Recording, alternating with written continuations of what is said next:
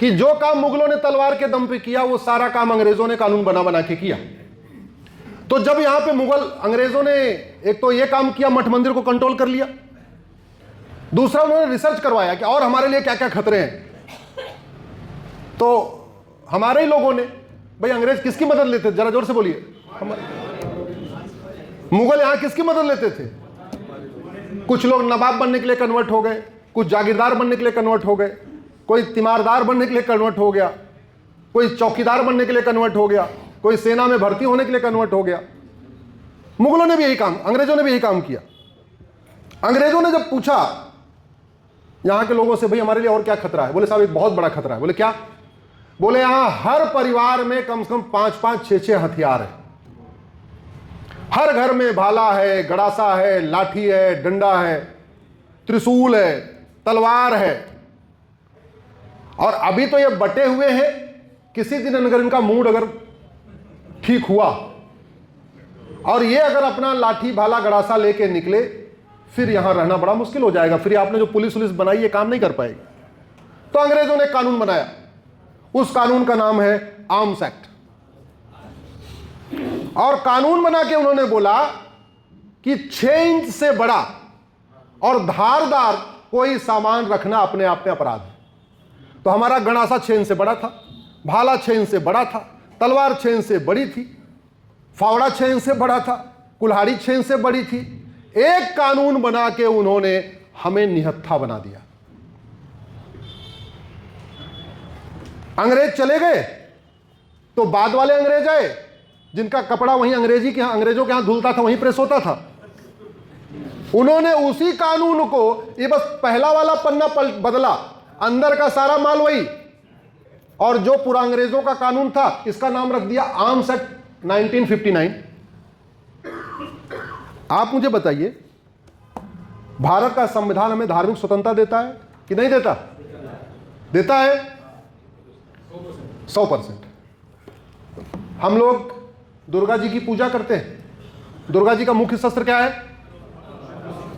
तो हमें तलवार रखने का अधिकार मिलना चाहिए कि नहीं? हम भगवान परशुराम की पूजा करते हैं तो हमें गड़ासा रखने का अधिकार मिलना चाहिए कि नहीं? हम गणेश जी की पूजा करते हैं तो गणेश जी का मुख्य शस्त्र है कुल्हाड़ी, हमें रखने का अधिकार मिलना चाहिए कि नहीं? हम भगवान शंकर की पूजा करते हैं, हमें त्रिशूल रखने का अधिकार मिलना चाहिए कि नहीं? हम भगवान कृष्ण की पूजा करते हैं, हमें भाला रखने का अधिकार मिलना चाहिए कि नहीं? और पहले था, जब महाराष्ट्र में सार्वजनिक गणेशोत्सव शुरू हुआ तो अंग्रेजों ने मूर्तिकारों को बुलाया और मूर्तिकारों से बोला कि गणेश जी के हाथ में जो कुल्हाड़ी है इसको हटा दो। और आज भी भारत में 90% जो गणेश जी की पूजा हो रही है वो बिना कुल्हाड़ी के हो रही है।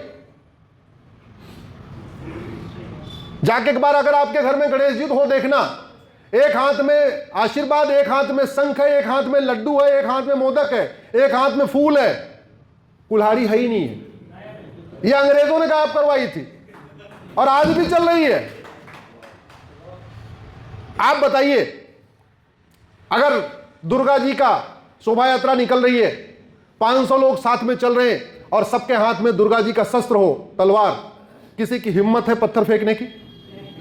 शिव बारात निकल रही है, 500 लोग चल रहे हैं, उसमें से 200 लोग भी त्रिशूल रखे हुए 6-7 फीट का, किसी की हिम्मत है? पुलिस की जरूरत है क्या?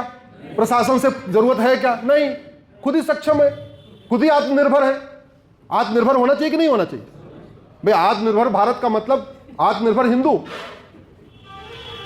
आपके परशुराम जी की शोभा यात्रा निकल रही है, 100 लोग उसमें फरसा लेके आगे आगे चल रहे हैं, कोई पत्थर फेंकेगा, कोई चू करेगा, कोई आपकी यात्रा रोकेगा?